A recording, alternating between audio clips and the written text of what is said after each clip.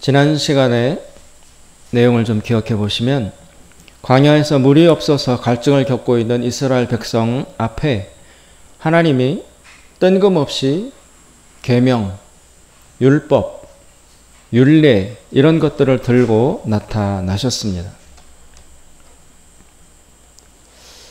그때 하나님이 이야기하셨던 법과 율례, 그것이 바로 오늘 본문에 읽은 십계명입니다.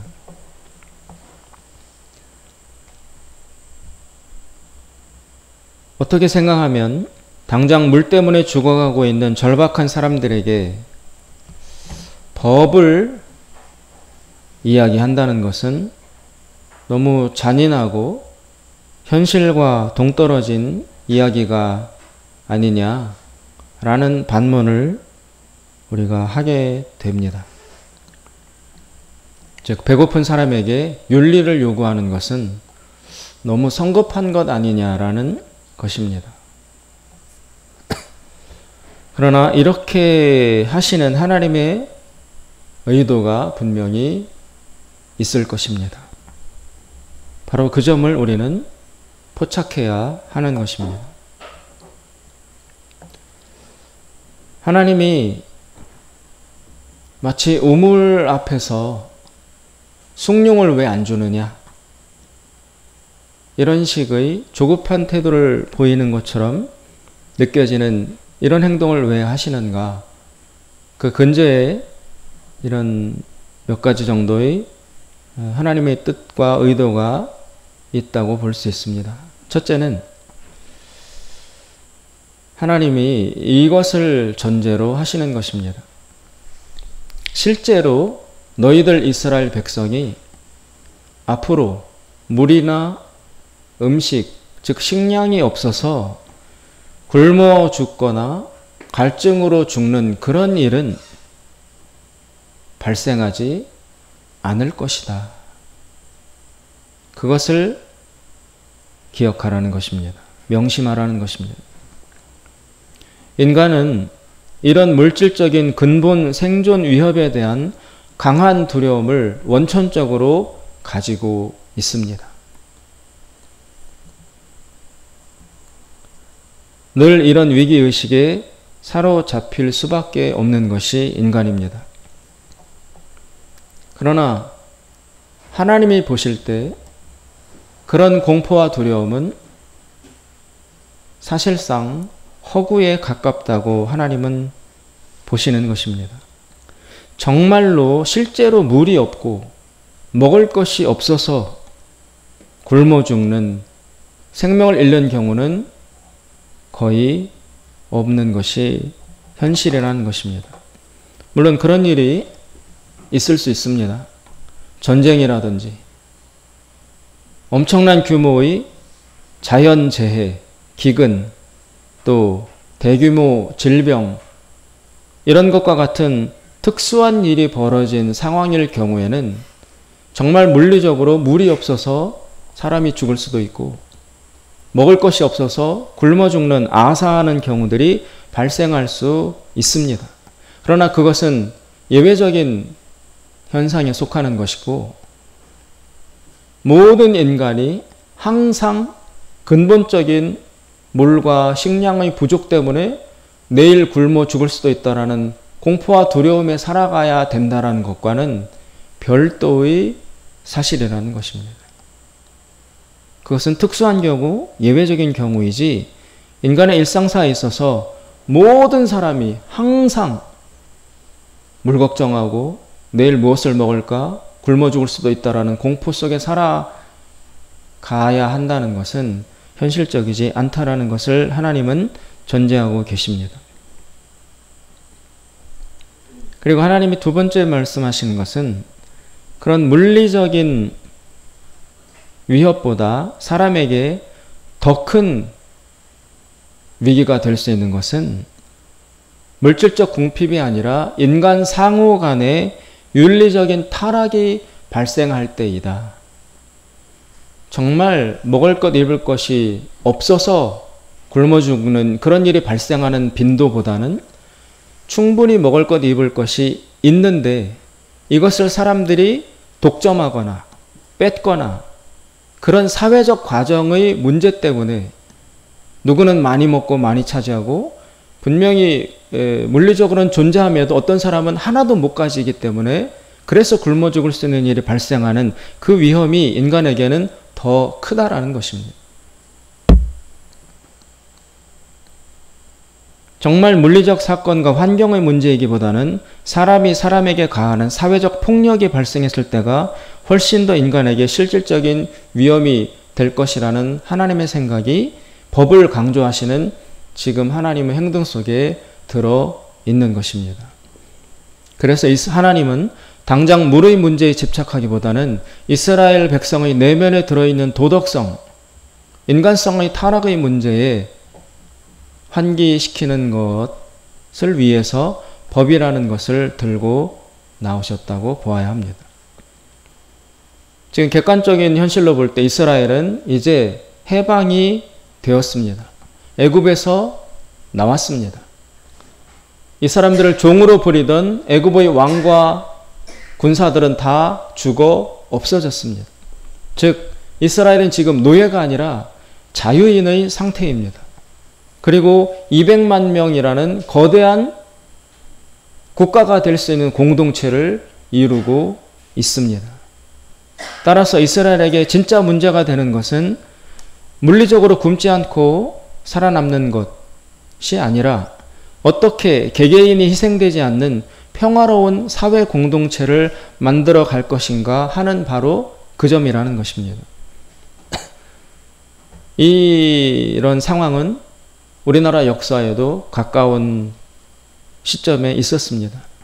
우리나라가 일본의 식민지 상태였을 때 그때의 최대 이슈는 이 식민지 상태, 노예 상태에서 벗어나는 것, 그것이었습니다. 모든 주제가, 모든 행동의 목표가 해방이었습니다. 그러나 1945년 8월 15일에 해방이 되고 난 이후에, 그때 이후에는 이제 독립이 더 이상의 중요한 이슈가 아니라 이제 주어진 새로운 자유를 어떻게 우리 스스로 활용해 나갈 것인가 하는 그 문제로 초점이 옮겨갔다는 것입니다. 즉 건국의 문제가 대두되었습니다. 그래서 1945년 해방되고 1948년 우리나라가 건국하기까지 3년 동안 우리나라 사회에 남북한을 통틀어서 이 땅에 존재하는 온갖 사상들이 다 몰려들어와서 들끓었습니다. 민주주의, 공산주의, 사회주의, 자본주의, 무정부주의, 또 도로 옛날 조선시대 왕정국가로 복귀하자, 이런 걸 주장하는 사람들, 또 가까운 일본의 식민지 시대 때가 더 살기 좋았다, 심지어 이런 주장까지 하면서 온갖 사상들이 이 해방된 주어진 자유를 활용하여 이 나라를 어떻게 만들어 갈 것인가, 어떤 사회로 구성해 갈 것인가라는 그 중심을 설정하기 위해서 무수히 많은 사상들이, 이념들이 이 좁은 한반도 땅에 각축전을 벌였습니다. 그래서 막 싸우고 죽이고 온갖 혼란과 시위와 대단했잖아요. 북한에는 소련군이 들어오고 남한 땅에는 미국이 들어오고 빨갱이 엄청난 사상의 소용돌이가 그 3년 기간 동안 우리나라에 폭발적으로 일어났었습니다. 마찬가지로 이스라엘은 지금 노예 상태에서 벗어나서 해방이 되었습니다. 스스로 무언가를 선택하고 결정해 나갈 수 있는 주권이 회복되었습니다. 인구가 200만 명이 모여 있습니다. 그래서 이스라엘 사람들은 아직도 종의 의식에서 벗어나지 못해서 아직도 자기들이 노예인 것처럼 착각하면서 코앞의 것, 내일 뭐 먹지? 물이 안 부족한가? 그 문제에 원시적으로 집착해 있지만 하나님은 그것은 과거의 이슈다. 너희들이 애굽에서 종으로 살 때는 그게 중요했었다. 조금만 말 안 들으면 쫓겨나고 죽임을 당하고 음식을 빼앗기고 그런 생존의 위기 가운데 살아왔지만 이제는 그렇지 않다. 거기에서 벗어났다. 자유가 주어졌다. 그리고 내가 너희들을 인도해낸 이상 앞으로 너희들이 먹을 것, 물이나 생존 근본 문제에 대해서는 내가 확실하게 책임을 질 것이다. 그러니 너희들은 그 근본적인 어떻게 살아남을 것인가라는 문제로부터 벗어나서 이제는 다른 사람과 어떤 관계를 이루며 한 명도 희생당하지 않고 한 명도 소외되지 않은 채 평화로운 이스라엘 공동체를 이루며 살아갈 것인지 그 문제를 고민해야 될 때가 되었다라는 생각 속에서 하나님이 법을 들고 나오신 것입니다. 초점을 이것으로 옮겨가라. 그래서 하나님은 지금 이스라엘 백성에게 기본 헌법에 해당되는 내용을 제시해 주고 계시는 것입니다. 그것이 바로 오늘 우리가 읽은 십계명이라고 할 수 있습니다. 물론 하나님이 이스라엘에게 주신 계명은 딱 이 10가지 십계명뿐만이 아니고 이것을 기본 헌법으로 해서 여기에서 파생된 좀 더 실제적이고 구체적인 내용들을 5, 600가지 계명들을 또 추가로 주세요. 그러니까 오늘 읽은 십계명은 이스라엘에게 하나님이 주신 법의 전부가 아니라 그 법의 가장 기본이 되는 기초가 되는 근본 정신, 근본 기초를 이 십계명에 담았다고 할 수 있습니다. 이 10가지로 이루어진 계명을 하나하나 구체적으로 살펴보는 것도 뭐 의미가 있지만 오늘은 전체를 통틀어서 십계명 전체를 좀 다루어 보고자 합니다. 이 10가지로 이루어진 계명 중에 첫 번째부터 네 번째까지 계명은 하나님과의 관계를 이야기하고 있습니다. 너는 나 외에는 다른 신들을 섬기지 말라. 하나님 이름을 망령되이 일컫지 말라. 그리고 네 번째에 가서 너희는 하나님을 존중하고 하나님께 순종한다는 표시로 반드시 안식일을 지켜라. 여기까지 네 가지가 하나님과의 관계에 대한 계명입니다. 그리고 나머지 5계명부터 10계명까지는 다른 사람들과의 관계, 인간관계의 윤리의 내용을 담고 있습니다. 이 10계명은 굉장히 짧습니다. 그렇죠? 6계명, 7계명에 가면 살인하지 말라, 간음하지 말라, 도적질하지 말라, 거짓 증거하지 말라, 군더더기가 없이 짧은 말로 표현해 놨습니다. 그러나 이것이 무려 지금으로부터 약 3500년 혹은 4000년 정도의 전의 계명임에도 불구하고 그리고 극히 짧은 몇 단어로 이루어지지 않은 간단한 내용임에도 불구하고 이 10계명의 내용은 시대를 관통하는 고도의 현실성을 가지고 있습니다. 예를 들어 안식일 계명 4계명을 보면 하나님은 너희들의 이스라엘 백성에게 일주일 6일 동안 일하고 7일째는 반드시 쉬어라. 그렇게 명령하셨습니다. 이게 왜 그렇게 중요할까? 하나님은 10계명에 담을 정도로 6일 동안 일하고 7일은 반드시 쉬어라라는 이것을 담으셔야 할 이유가 무엇이었을까? 그런 의문이 듭니다. 안식일을 지키라는 계명은 전체 10가지 계명 중에 유일하게 구체적인 계명입니다. 나머지는 다 추상적이에요.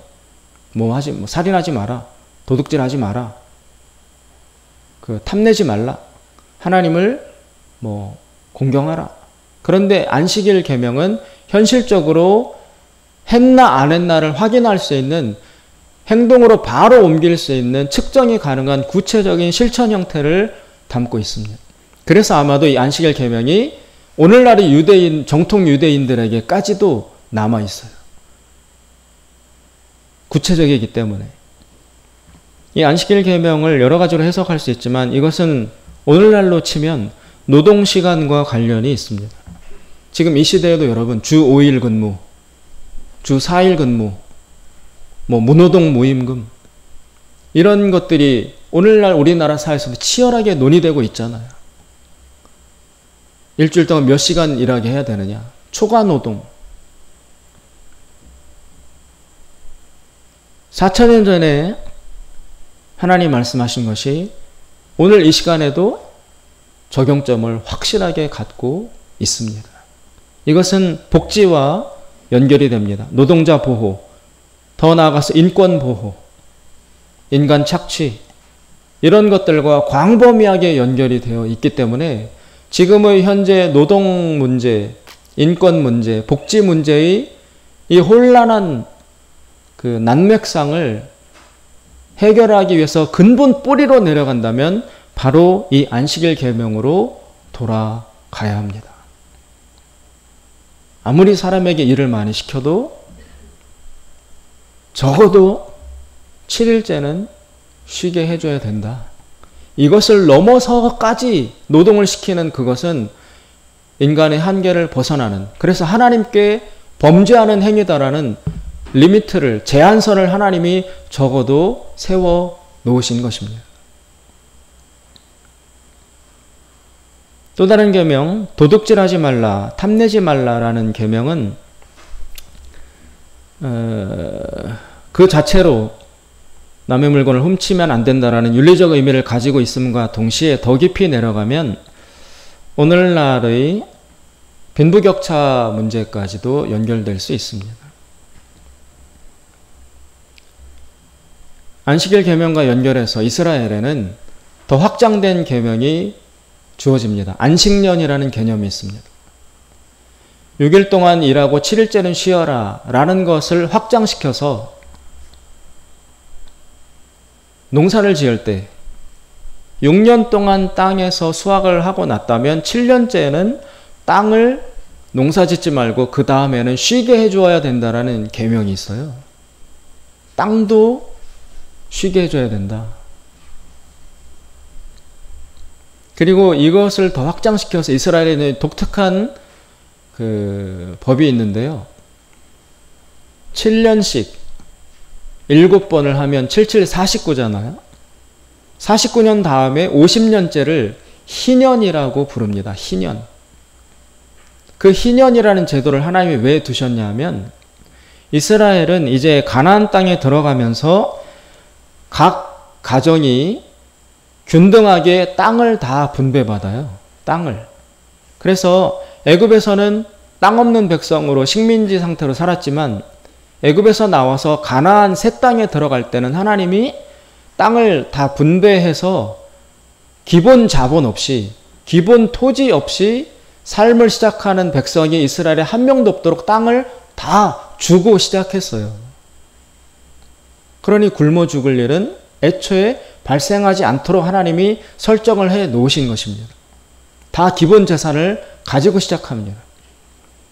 그런데 사람 인간사가 복잡하기 때문에 땅을 가지고 재산을 가지고 시작했다 할지라도 살다 보면 갑작스러운 질병, 갑작스러운 사고 뭐 이런 것들이 발생함에 따라 이 땅을 담보로 돈을 빌릴 수도 있고 이런 여러 가지 복잡한 사정들이 발생하거든요. 그것을 하나님은 허용하십니다. 그런데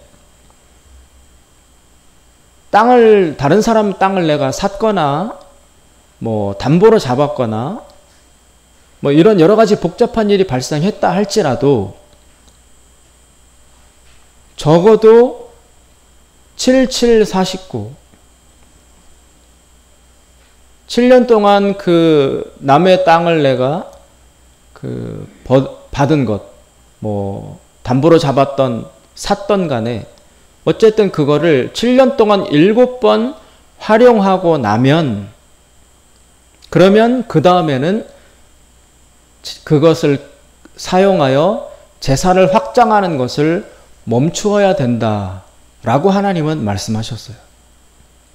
그래서 7년씩 7번 남의 그 재산을 활용해서 돈을 벌고 물질을 확장시켰다면 거기까지 만족하고 그 다음에 50년째가 되면 그 사람이 이 땅값을 지불하지 않았어도 빚을 갚지 않았어도 그 사람이 원래 소유였던 땅을 무상으로 돌려 주어야 합니다. 그게 희년이에요. 희망의 해라는 거예요. 그러니까 사업 실패로, 질병으로 자기 땅을 잃고 재산을 잃고 근본적으로 무너졌던 사람도 50년 뒤면은 돈 갚지 않아도, 아무런 대가를 치르지 않아도 내 원래 출발 때 받았던 땅 재산을 무상으로 되찾을 수 있어요. 법적으로. 그러면 이것이 어떤 효과를 가져오냐면, 여러분, 가난이 대물림 되는 것을 막아줍니다. 아버지가 사업 실패했다고 해서 자식까지도, 그 다음 세대까지도 가난에 찌들려서 그렇게 살아야 되는 것을 원천적으로 막아줍니다. 아버지가 잃었던 땅 50년이 지나면 되찾게 돼 있어요. 그럼 자식도 그걸 가지고 새 출발할 수 있는 기회를 제공해 주는 것입니다. 또한 부익부 빈익빈, 빈부격차가 벌어지는 것도 막아줍니다. 아무리 많이 벌었어도 50년까지만 재산을 확장하고 그 다음에는 돌려주어야 돼요. 자본이 이동하는 것입니다. 그러니까 끊임없이 몇 대에 걸쳐서 재산을 벌고 우리나라 재벌이 세습되는 것처럼 그런 식으로 무한한 빈부격차가 벌어지는 것을 원천적으로 방지하는 능력을 이스라엘의 법체계가 가지고 있어요. 획기적인 거 아닙니까, 여러분? 망할 수 있어요. 그런데 다시 출발할 수 있어야지요. 한번 망하면 영원히 망해야 된다. 자식이 그 대를 이어서 다 가난하고 쫄쫄 굶고 그렇게 살아야 된다. 그것은 잔인한 사회인 거죠. 이런 사회적 방어망을 희년이라는 계명을 통해서 하나님은 원천적으로 이스라엘 사회 안에 마련해 놓으셨습니다. 이 50년까지만 허용되는 재산 확장, 이 희년 제도는 바로 오늘날로 치면 초과이익 환수제라는 법과 연결될 수 있습니다. 초과된 이익은, 50년을 초과하는 이익은 환수한다는 것입니다. 그래야 고루고루 일부의 격차가 있을 수 있지만 압도적인, 정말 비인간적인 빈부격차에 짓눌려서 신음하는 그런 사회 문제는 발생하지 않도록 하나님이 보장해 놓으신 것입니다. 또 살인하지 말라, 이 계명도 오늘날 다양하게 더 깊이 적용할 수 있습니다. 우리는 살인하지 말라 그러면 때려 죽이거나 칼로 죽이거나 당장 물리적으로 목숨을 빼앗고 죽인 이런 범죄만을 우리는 생각합니다. 그러나 이 살인하지 말라는 계명은 훨씬 더 넓고 깊은 적용점을 갖습니다. 오늘날 이 사회에 살인이나 자살의 가장 근본 원인은, 여러분, 지금 사회학자, 경제학자들이 분석하기로 가장 큰 원인은 빈부격차에서 발생합니다. 빈부격차. 미국에 제임스 길리건이라는 정신과 의사가 있었어요. 그 사람은 사람들이 죽음, 자살, 살인 이런 것들을 연구하는 정신과 의사였어요. 정신의학자였어요. 사람들이 왜 많이 서로 살인을 벌일까? 또 스스로 목숨을 끊을까? 그래서 교도소에 찾아가서 살인범들과 상담하고 교화하는 이런 것들을 진행했던 정신과 의사인데, 이 사람이 연구를 했습니다. 미국에서 1900년부터 2007년까지 107년 동안 해마다의 살인율, 자살률, 이것을 통계적으로 107년 동안을 통합해서 조사를 했어요. 그래서 사회의 변화와 사회의 어떤 요인과 자살률, 살인율이 관계가 있는가를 찾아보려고, 왜 어떤 시대에는, 어떤 사회에서는 자살이 급증하고 어떤 시대에는 자살 빈도가 줄어들까, 그 원인, 상관관계를 알아보고자, 그걸 알면은 그 원인을 해소하면 자살률과 살인율을 줄일 수 있잖아요. 그것을 관심 가지고 이 정신의학자가 연구를 시작을 했습니다. 근데 그 통계 가지고 그래프를 놓고 봤더니 이상한 통계가 나오는 거예요. 어떤 때에는 자살률과 살인율이 급증을 해요. 그런데 또 어떤 해에는 줄어들어요. 그래서 오르락내리락 하는 그래프가 나오는데, 근데 자기가 아무리 연구를 해도 무슨 원인 때문에 이런 자살률과 살인율이 올라가고 어떤 원인이 있었기에 어떤 시대에는 자살률이 떨어지는지를 그 상관관계를 밝혀낼 수가 없었어요. 불규칙해요. 10년마다 그런 주기가 돌아온다면 10년마다 따지면 올랐다 내렸다를 확인할 수 있는데 그게 아니에요. 아무런 상관관계를 찾을 수 없어서 오랜 시간 이 사람이 고민을 합니다. 그러다가 어느 계기가 있어서 우연히 이 원인을 알아냅니다. 알고 보니까 미국에, 우리나라도 그렇지만 미국도 양당 제도잖아요. 보수당과 진보당이 있잖아요. 공화당과 민주당. 그런데 이 사람이 1900년부터 2007년까지 어느 당이 정권을 잡았느냐, 어떤 정부가 들어섰느냐, 그것을 살펴보니까 그것과 이 자살률이 정확히 일치한다는 것을 확인했어요. 보수 정부가, 보수당이 정권을 잡으면 자살률이 올라갑니다. 살인율도 올라갑니다. 반면에 진보 정권이 들어서면 자살률과 살인율이 동시에 떨어집니다. 그럼 왜 그런가? 보수 정부는 여러분, 개인의 능력 차이를 인정하는 정부예요. 능력주의. 그래서 사람이 한 만큼 버는 게 당연하다. 그래서 부자가 더 큰 부자가 되는 것, 그게 뭐가 잘못이냐? 자기 능력대로 일해서 된 건데. 가난한 사람이 가난해지는 것, 그 사람이 게으르거나 무능해서 그런 것이다. 기본적으로 보수 정부는 이런 관점을 가지고 있습니다. 약자에 대한 보호가 부족해요. 강자 중심의 사회 구조를 형성하려고 합니다. 능력주의. 그래서 이것이 극단적으로 확대되면 심지어 이런 말도 오고 갔잖아요, 여러분. 백도 능력이다. 그랬잖아요. 좋은 부모 밑에 태어나는 그것도 능력이야. 억울하면 좋은 부모 밑에 태어나지 그랬어. 야, 백도 능력이야. 줄도 그것도 실력이야. 이렇게 말하면서 기회가 압도적으로 많이 주어지고 원천적으로 적게 주어진 이런 근본 격차가 그게 무의미하다. 그게 뭐가 중요해? 능력대로 한 만큼 열심히 하면 열심히 많이 버는 거고 네가 게으르니까 무능하니까 가난하게 사는 거지 라는 거를 허용하는 사회복지에 대해서 관심을 줄이는 방향성을 가진 게 보수 정부예요, 여러분. 반면에 진보 정부는 부자를 더 부자 되게 하는 그게 아니라 그것을 끌어내려서 가난하고 무능하고 약한 사람들에게 균등하게 좀 더 많이 제공해줘서 약자들을 보호하고 일으키고 같이 데리고 가려는데 더 초점이 있는 정부예요. 그러다 보니까 사회복지가 확장이 됩니다.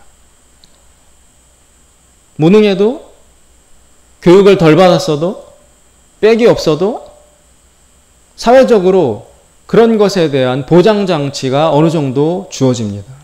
그러니까 여러분, 누가 자살합니까? 한계에 몰린 사람들이 자살하잖아요.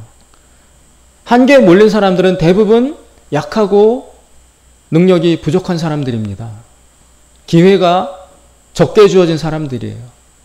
이런 사람들을 그냥 능력주의, 한 만큼 받는다라는 그 논리로 사회가 끌고 나가면 그런 사람들은 설당이 없어서 보수 정부가 들어서면 그런 사람들은 보장받는 틀에서 제외되기 때문에 할 수 없이 목숨을 끊는 경우가 늘어날 수밖에 없는 거예요.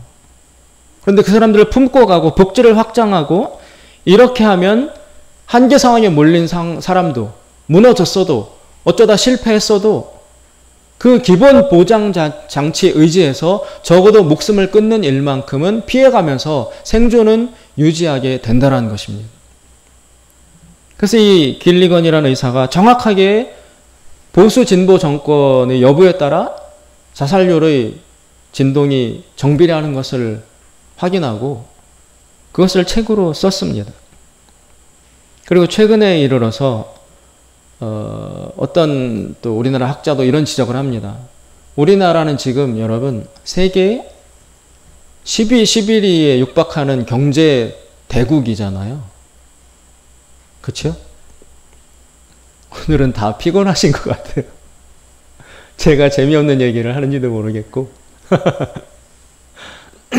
지금 우리나라는 여러분 세계 10위, 11위에 해당하는 경제 대국이에요. 전 세계에 약 200개 국가가 있다고 치면 우리 앞에 우리나라보다 더 잘 사는 앞에 선 나라는 10개, 11개 나라밖에 없고 우리 뒤에 한 180, 190개 나라가 우리 뒤에 줄 서 있다는 것입니다. 이 정도가 되면 우리나라의 경제나 정치의 관심사는 국민 총생산, 또 개인 국민 소득, 수출 얼마 이런 지표에 집중해서는 안 된다라는 것입니다. 옛날에 우리나라가 어렵고 힘든 가난한 나라일 때는 어떻게든 총생산량을 늘리고 개인당 국민소득을 더 높이고 여기에 집중해야 하는 게 정당했다면 지금 우리나라 뒤로 180개국, 190개국이 있는 이런 위치 정도에 있으면 이 정도가 됐으면 더 잘 살아야 돼. 재산을 더 늘려야 돼. 국민 총생량을, 1인당 국민소득을 더 높여야 돼. 라는 데 목표를 가져야 될 것이 아니라 우리나라가 이렇게 세계 10위 국가가 되었음에도 불구하고 왜 자살률은 전 세계 1위인가? 왜 사회적으로 이렇게 혼란과 고통당하고 자살하는 사람들 숫자는 여전히 많은가? 우리나라는 여러분 OECD 국가 중에서 노인 자살률도 1위예요.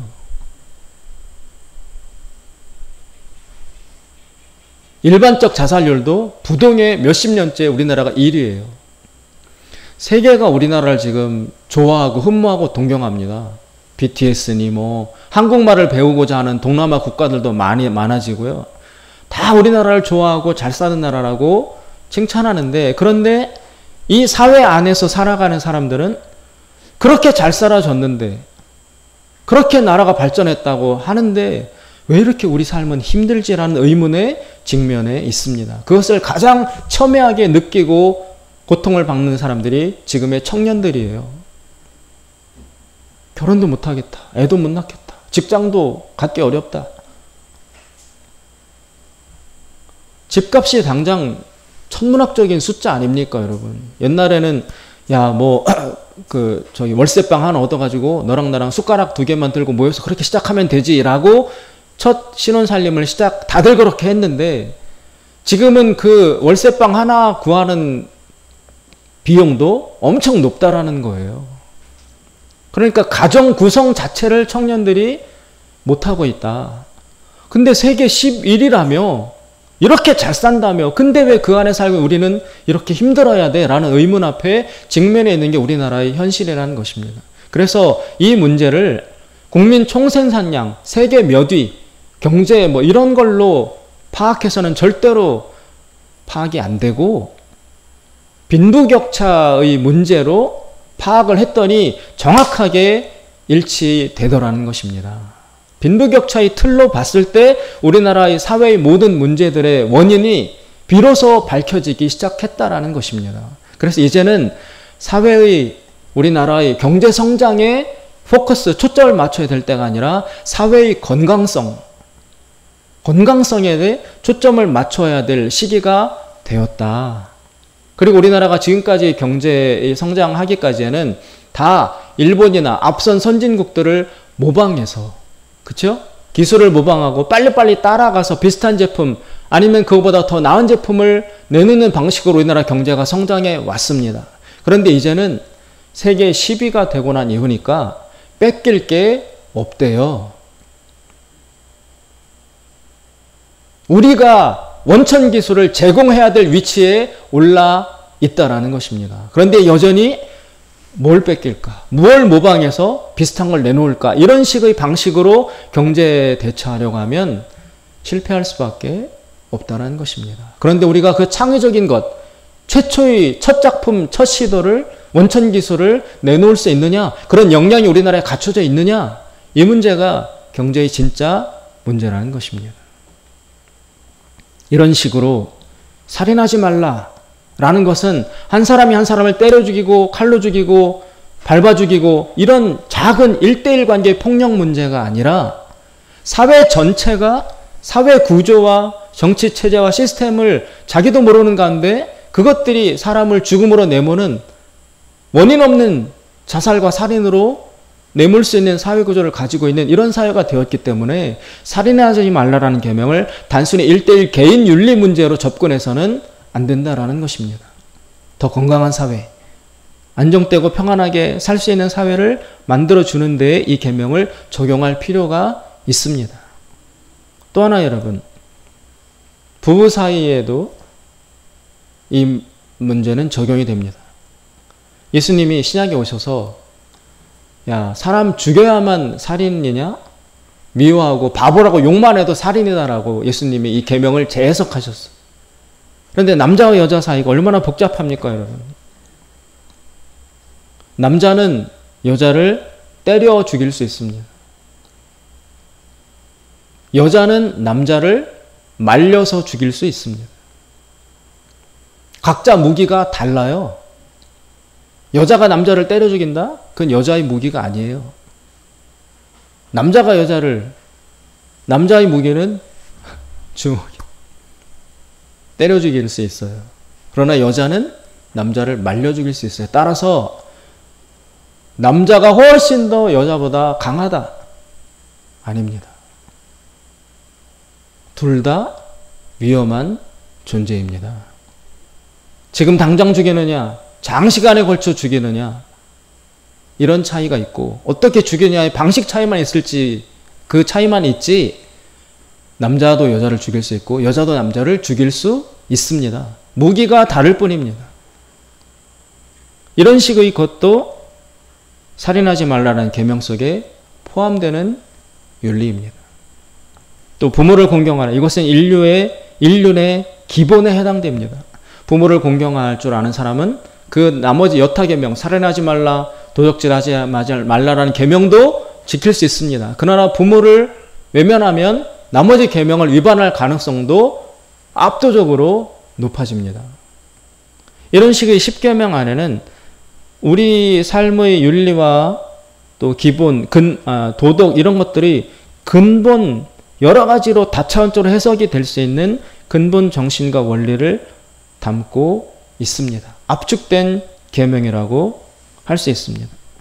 이 10계명이 왜 중요한지 이것의 가치와 효과를 이렇게 생각해 보면 이해할 수 있습니다. 만약에 이 10계명의 계명이 지켜지는 것이 무너졌을 때를 여러분 가정해 보십시오.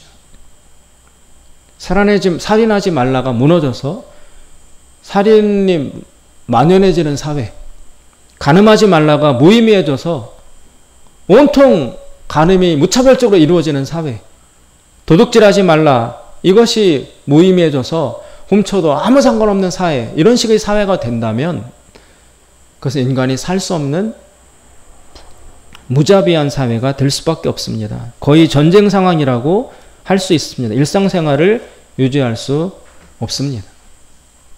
그래서 10계명은 인간의 삶에 어떤 사회와 공동체에 있어서도 가장 근본을 유지해주는 기본 가치로 의미를 가질 수 있다는 것입니다.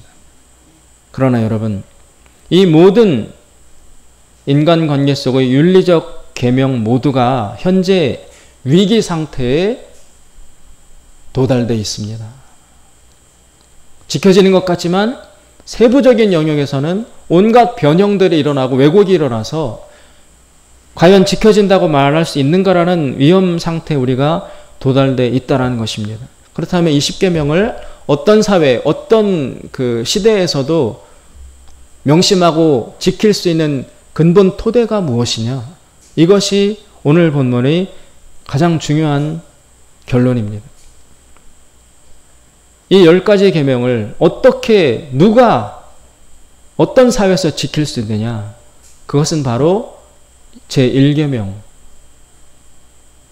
하나님을 공경하는 이 믿음과 자세가 있는 사람과 있는 사회에서만 나머지 계명이 지켜지는 것이 가능하다는 것입니다. 하나님에 대한 믿음, 하나님에 대한 관계, 이것을 잊으면, 이것을 부정하면 나머지는 모두 부정될 수 있습니다. 모두 무의미해질 수 있습니다. 하나님이 부정되는데 인간이 부정당하지 않을 수 있겠습니까? 그래서 나머지 디테일한 세부적인 9가지 계명, 이것도 중요하지만 근본적으로 우리가 심혈을 기울여 지켜야 될 가치는 하나님을 공경하라, 나 외에는 다른 신들을 두지 말라는 1계명을 지켜나가는 데 가장 중요한 초점이 놓여져 있습니다. 하나님을 믿으면 이 나머지 계명을 다 지킬 수 있습니다. 그러나 하나님을 부정하면 나머지 계명을 지킬 수 있는 윤리적 힘이 우리에게 생겨나지 않습니다. 따라서 우리가 믿는 이 믿음은 중요합니다. 이 믿음을 지켜나가는 것, 그것이 중요합니다. 그리고 다른 사람들에게 도덕적으로, 사회적으로 그런 사람을 바꾸고 변화시키려는 그 노력보다 더 근본적으로 우리가 해야 될, 이 사회를 아름답게 만들어가기 위해서 해야 될 근본 노력에 가장 중요한 것은 그 사람을 하나님을 알고 믿는 사람으로 변화시키는 것, 바로 거기에 있습니다. 그래서 복음을 전도하는 것은 단순히 그 사람의 영혼을 구원하는 것, 그 차원에서가 아니라 이 사회 전체를 건전하고 건강하게 만들어 가기 위한 가장 중요한 우리의 사회활동, 정치활동이 될 수 있는 것입니다. 이 계명, 1계명의 중요성을 깊이 깨닫고 거기에서부터 출발하는 우리 사회가 될 수 있기를 주님의 이름으로 축원드립니다. 기도하겠습니다. 자비로우신 하나님 아버지, 물로 인해서 고통당하는 이스라엘 백성 앞에 찾아오셔서 계명을 이야기하신 우리 하나님의 마음을 저희가 깨닫게 하여 주시옵소서. 지금 죽고 사는 이 마당에 계명이 뭐가 중요하느냐 라고 현대인들은 반문하며 직장과 자신의 일과 현장으로 급하게 달려나가고 있습니다. 그러나 일을 많이 하여도, 재산을 많이 축적하여도, 교육을 많이 받아도 하나님이 주신 이 10가지 계명, 그리고 그 가장 근본의 하나님을 공경하는 이 마음과 자세를 잊는다면 그 많이 배운 지식과 그 많이 쌓은 재산과 그 여러 가지 능력들을 어떻게, 어디에 활용할 수 있겠습니까? 하나님 아버지, 우리 사회가, 우리 교회가, 우리 성도들이 가장 중요한 것, 하나님을 경외하는 이 사실에 더 집중하여 거기서부터 출발하여 모든 것이 회복되고 건강하게 되는 근본 부흥이 일어날 수 있도록 저희들을 도우시고 축복하여 주시옵소서. 하나님께 감사드리며 예수님의 이름으로 기도드리옵나이다. 아멘.